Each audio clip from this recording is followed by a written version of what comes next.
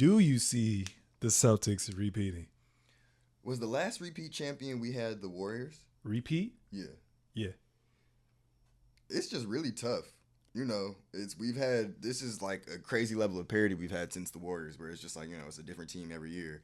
And I think that goes to just speak to how competitive the league is right now, especially within like a lot of these top teams.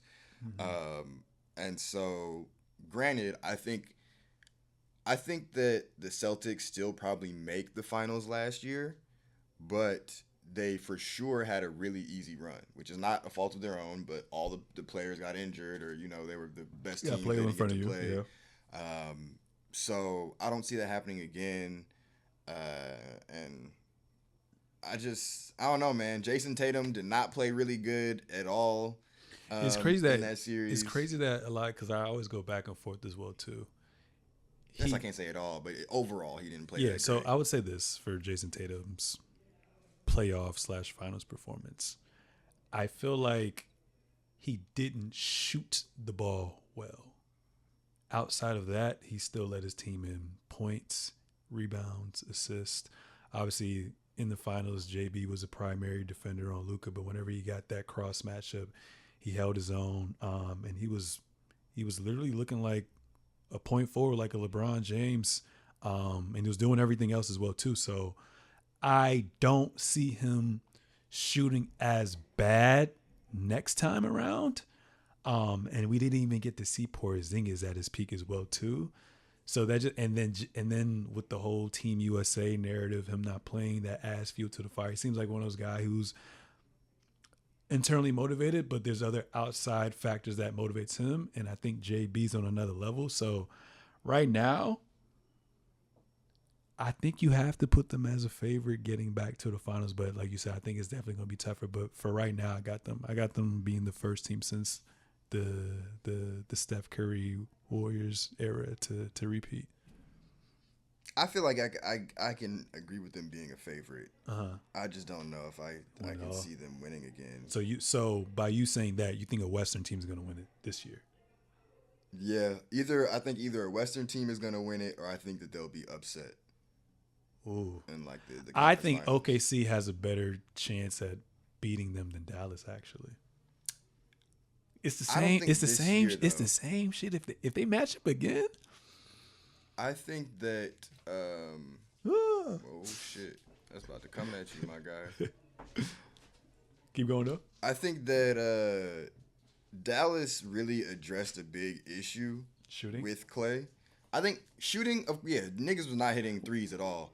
But I think also just the scoring, not even necessarily not the threes, but just scoring in general, like having that third person, because he had to be like PJ Washington, and when the pressure was really on him, it was like you can't really count on him for that. So I think that makes Dallas a lot more dangerous, especially when I don't. And hopefully, this is year 2 or 3 for a lot of these younger guys on OKC, so hopefully they can step up more. But although they in theory had the guys, they didn't really, like, Chet wasn't really offensively doing a whole lot in the series against the Mavericks. And they went 6 games. If Shea don't foul, they got Game 7 at home. Damn.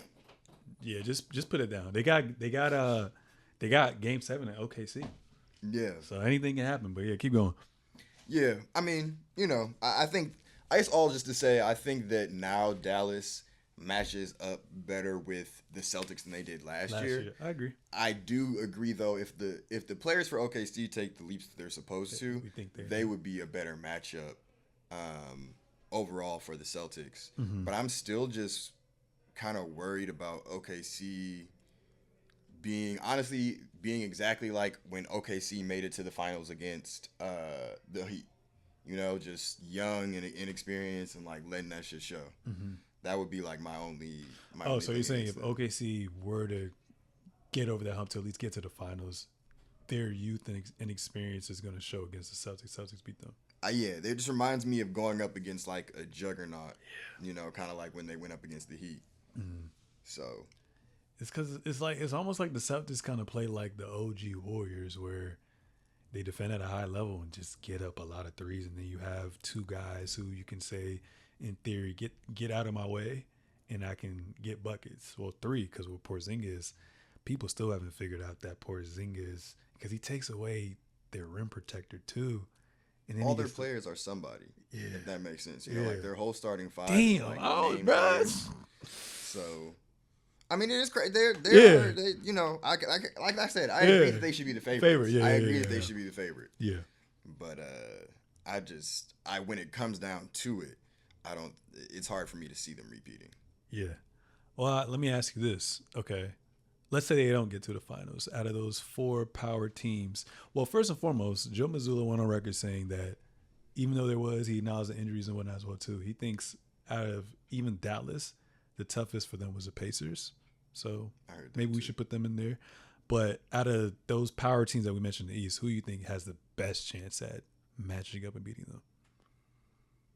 I think that's another big reason why I like the Bucks. Because I think that Giannis gives them the size that a lot of other teams aren't going to have. I think, of course, like Embiid gives you size, but it's still not the same. Embiid's mobility isn't the same as Giannis. Too, you know, like he's still a good rim protector, but it's not the same. Yeah, you can put instead of Lopez, you can have Giannis and Portis as their front court. Exactly, and you still do have Lopez. That's what people forget. Like Brook has been a really good shot blocker. And basically what Al Horford's doing for the Celtics. That's what he's doing for the Bucks.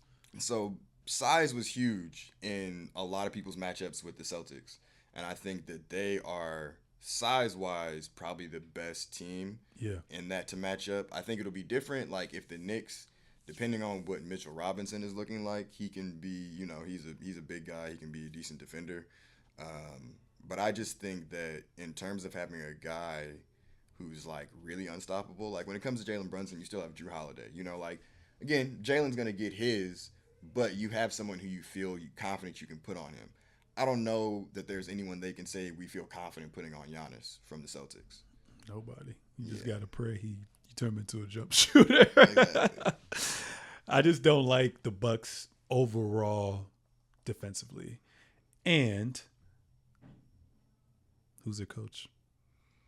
Tell me who's their coach.